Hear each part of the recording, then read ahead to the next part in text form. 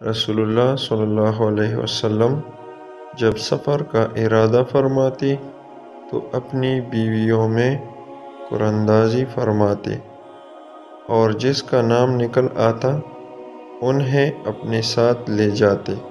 آپ صلی اللہ علیہ وسلم کا یہ بھی معمول تھا کہ اپنی ہر بیوی کے لیے ایک دن اور ایک رات مقرر کر دی تھی۔ البتہ سودہ بنت زمعہ رضی اللہ عنہا نے اپنی عمر کے آخری دور میں اپنی باری آپ کی زوجہ عائشہ رضی اللہ عنہا کو دے دی تھی تاکہ رسول اللہ صلی اللہ علیہ وسلم کی ان کو رضا حاصل ہو۔ اس سے بھی قراندازی ثابت ہوئی۔